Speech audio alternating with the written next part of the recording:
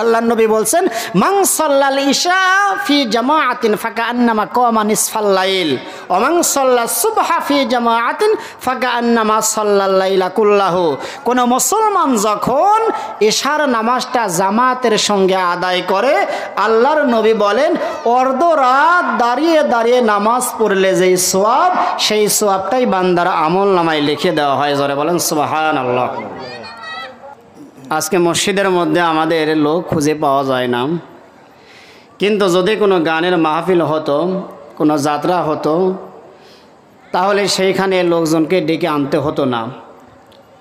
আজকে পাবনা জেলার জন্য অত্যন্ত দুঃখের বিষয় হলো, বাংলাদেশের মধ্যে যেই সমস্ত বড় বড় আলেম সমাজ রয়েছেন, তাদের মধ্যে অন্যতম আলেমে দিন হলেন ডক্টর আল্লামা ইনায়েতুল্লাহ আব্বাসী সাহেব। তিনি সুদূর নারায়ণগঞ্জ থেকে আমাদের গয়েশপুর ইউনিয়নে মোস্তফাবিয়া কমপ্লেক্সে এসেছিলেন। শত আফসোস, সেইখানে গিয়ে দেখা গেল পুরা প্যান্ডেল পুরাটা এখনো ভর্তি হয়নি। আফসোস লাগে এইখানেই যে আসলে আমরা কোথায় আছি, কি করছি। অথচ সেইখানে যদি কোনো গানের মাহফিল হতো, গানের কনসার্ট হতো, দেখা যাইতো কত মানুষ না খেয়ে সকালবেলা থেকে সেইখানে চলে আসতো। আমাদের জন্য দুর্ভাগ্য। সেই দিন আমরা বুঝতে পারবো, যেই দিন আমাদের জীবন প্রদীপ শেষ হয়ে যাবে, আমাদের জীবনটা যেদিন শেষ হয়ে যাবে, যেই দিন আমার লাশকে ঘর থেকে আস্তে আস্তে বাহির করা হবে। আমার বাবা আমাকে এত ভালোবাসে, আমার বাবাও আমার ঘরে রাখবে না। আমার মা আমাকে এতটা ভালোবাসে, মা আমাকে ঘরে রাখবে না। যে স্ত্রীকে ভালোবেসে মা বাবাকে পরিত্যাগ করলাম, ভাইকে পরিত্যাগ করলাম, বোনকে পরিত্যাগ করলাম, প্রত্যেকটা আত্মীয় স্বজনকে পরিত্যাগ করে আমি নিজের মতো একটা বাড়ি তৈরি করে নিলাম। এই আদরের স্ত্রীটাও যেই দিন আমার দেহ থেকে রুহটা চলে যাবে, সেই দিন আমার কাছে আসবে না। সেই দিন আমার প্রত্যেকটা আত্মীয় স্বজনেরা একটা কথাই বলবে, এ মারা গিয়েছে, এ লাশ হয়ে গেছে, একে আর রাখা যাবে না, একে যত তাড়াতাড়ি সম্ভব কবরস্থানে নিয়ে যাও, এর দাফন কাফন তাড়াতাড়ি সমাধা করো। তারপরও কেন আজকে আমরা ভালো কাজ ছেড়ে মন্দ কাজের দিকে যাচ্ছে? আল্লাহ নবী বলছেন, প্রত্যেকটা মানুষকে যখন কবরস্থ করা হবে, বেঈমানেরা, মুশরিকেরা, কাফেররা এই কবরের আযাব তারা সহ্য করতে পারবে না। সেই দিন সহ্য করতে না পেরে তারা আল্লাহর কাছে একটা প্রার্থনা করবে, আল্লাহি ইয়াওয়াদুনা লাউ রুদ্দু ইলা দুনিয়া লাসামুন নাহার ওয়া আকামুল লায়াল। আল্লাহ নবী বলছেন, প্রত্যেকটা বেঈমানেরা, প্রত্যেকটা মুশরিকেরা, প্রত্যেকটা কাফেররা তারা আল্লাহর কাছে বলবে, আল্লাহ দুনিয়ার জীবনে অন্যায় হয়ে গেছে, দুনিয়ার জীবনে বুঝতে পারি নাই, আমাদের একটা বারের জন্য হলেও সুযোগ করে দেওয়া হোক। যারা নামাজ পড়ি নাই, যারা রোজা থাকি নাই, যারা ইসলাম ধর্মের প্রত্যেকটা বিধি বিধান আমরা মেনে চলি নাই, তারা সেই দিন আল্লাহর কাছে বলবে, আল্লাহি ইয়াওয়াদুনা লাউ রুদ্দু ইলা দুনিয়া লাসামুন নাহার ওয়া আকামুল লায়াল। আল্লাহ একটা বারের জন্য আমাদের দুনিয়াতে ফিরে যাওয়ার সুযোগ দাও, শুধু একটা বার। আল্লাহ তাআলার পক্ষ থেকে আদেশ আসবে, বান্দা তোমাকে যদি একটা বার দুনিয়াতে ফিরে যাওয়ার আদেশ করা হয়, যদি তোমাকে ফিরে যাওয়ার একটা অনুমতি দেওয়া হয়, তাহলে তুমি কি করবে? বান্দা তখন বলবে, আল্লাহ দুনিয়াতে যদি আমাকে একটা বারের জন্য পাঠিয়ে দেওয়া হয়, তাহলে মাত্র 2টা কাজ করব, তৃতীয় কাজ কখনো করব না। আল্লাহর তরফ থেকে আদেশ আসবে, সেই 2টা কাজ কি? তখন বেঈমানেরা, যারা নামাজ পড়ে নাই, বেনামাজিরা, বেরোজাদাররা, তারা বলবে লাসামুন নাহার ওয়া আকামুল লায়াল। আমরা 2টা কাজ করব। 1 নাম্বার কাজ হলো লাসামুন নাহার, দুনিয়ার মধ্যে যতদিন বেঁচে থাকবো একটা দিনের জন্যেও আমরা কখনো রোজা ছেড়ে দেব না, সারা জীবন শুধু রোজাই থাকবো, রোজাই থাকবো। এইটা হবে যারা বেরোজাদার, যারা রমজান মাসে রোজা থাকে নাই তাদের জন্য। এরপরে যারা নামাজ পড়েনি তারা আল্লাহর কাছে বলবে ওয়া আকামুল লায়াল, আল্লাহ একটা বারের জন্য আমাদেরকে দুনিয়ার মধ্যে পাঠিয়ে দাও, 2 নাম্বার যেই কাজটা করব সেই কাজ হলো আকামুল লায়াল, সারা রাত দাঁড়িয়ে দাঁড়িয়ে নামাজ পড়ব।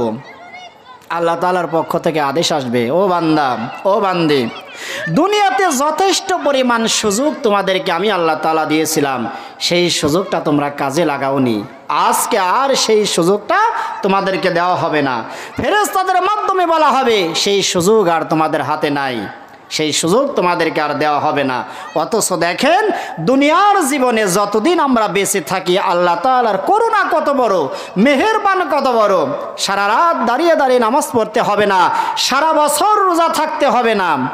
শুধু আপনি রমজান মাস আসলে রোজা থাকেন, আপনার আমল নামে সওয়াবগুলো যোগ হয়ে যাবে। আপনি শুধু এশার নামাজটা জামাতের সঙ্গে আদায় করুন, দেখেন আপনার অবস্থাটা কেমন হয়। আল্লাহর নবী বলছেন তোমাকে সারা রাত দাঁড়িয়ে দাঁড়িয়ে নামাজ পড়তে হবে না, শুধু একটা আমল করো। সেই আমলটা কি? আল্লাহর নবী বলছেন মান সাল্লাল ইশা ফি জামাআতিন ফাকান্নামা কামা নিসফাল লাইল ওয়া মান সাল্লাস সুবহা ফি জামাআতিন ফাকান্নামা সাল্লাল লাইলা কুল্লাহু।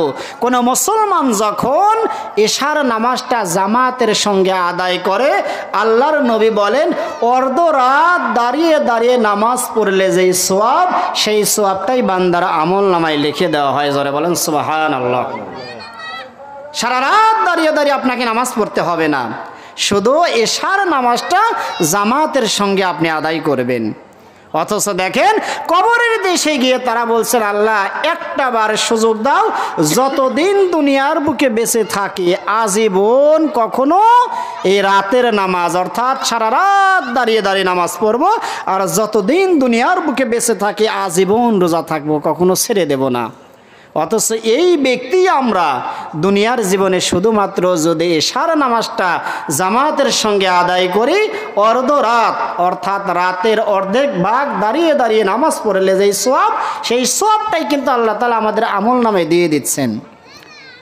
দ্বিতীয় কথা হলো ওমান সাল্লাস সুবহা ফি জামাআতিন ফাকান্নামা সাল্লাল লাইলা কুল্লাহু।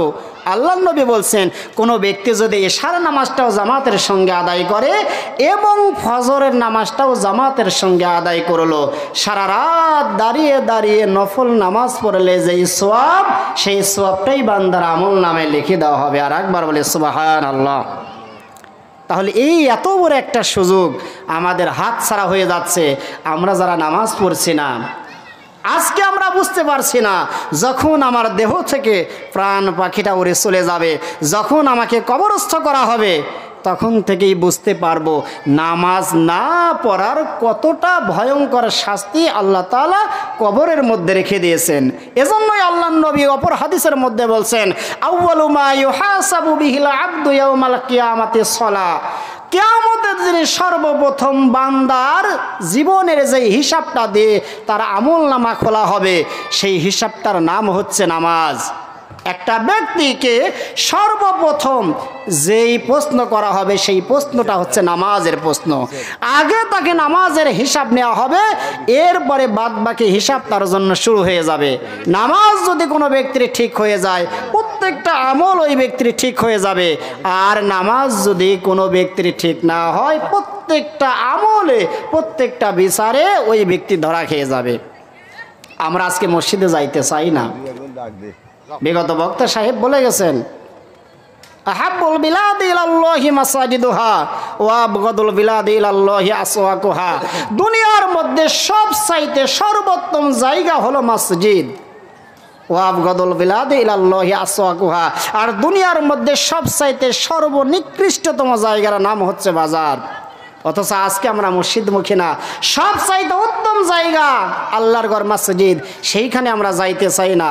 আর বাজারে বসে থেকে ঘন্টার পর ঘন্টা আমরা কাটিয়ে দিচ্ছি, আমাদের মনের মধ্যে একটা কখনো প্রশ্ন জাগছে না, আহারে আমার জীবনটা তো এমনভাবে শেষ হয়ে গেল, আমি বাজারের মধ্যে আছি, নামাজের সময় হয়ে যাচ্ছে, আমি নামাজ পড়লাম না, এরপরে আসর চলে গেল, মাগরিবের সময় চলে গেল, এশারের সময় চলে গেল, আমি গল্প করেই যাচ্ছি, অথচ আমার জীবন প্রদীপ আস্তে আস্তে নিভে যাচ্ছে। এই বিষয়টা কখন আমরা খেয়াল করছি না। অথচ মৃত্যুর পরে এই বিষয়টা আমাদের মনে থাকবে, এই বিষয়টা তখন বারবার মনে পড়বে, আর আল্লাহ তাআলাকে আমরা সবাই বলবো আর একটা বারের জন্য সুযোগ দাও। সেই দিন আর কোনো সুযোগ পাওয়া যাবে না। তাই আসুন আমরা মসজিদমুখী হই, আমরা মাদ্রাসামুখী হই, আমরা দ্বীনি প্রতিষ্ঠানমুখী হই। আল্লাহ না করুক এই মুহূর্তে যদি আমি মারা যাই, আল্লাহ তাআলাকে যদি আমি এমনও করি সারা জীবন একটা সিজদা করি নাই, সারা জীবন একটা রুকু করি নাই, আমি নামাজে দাঁড়িয়ে গেছে, এমত অবস্থায় যদি মালাকাল মাউত আজরাইল আলাইহিস সালাতু ওয়াস সালাম আমার সামনে যদি এসে হাজির হয়, আমার জানটা যদি রুকু অবস্থায় কবজ করে নিয়ে যায়, হাসরের ময়দানে যেই সমস্ত মানুষেরা রুকুকারীদের কাতারে থাকবেন, যেই সমস্ত মুমিন বান্দারা রুকু অবস্থায় মারা গিয়েছে, সিজদা অবস্থায় মারা গিয়েছে, নামাজ অবস্থায় মারা গিয়েছে, ওই সমস্ত মানুষদেরকে আল্লাহ তাআলা রুকুকারীদের সাথেই হাসর নাসর করিয়ে দেবেন। সুবহানাল্লাহি ওয়া বিহামদিহি। এজন্য আমাদের মসজিদমুখী হতে হবে, মাদ্রাসামুখী হতে হবে।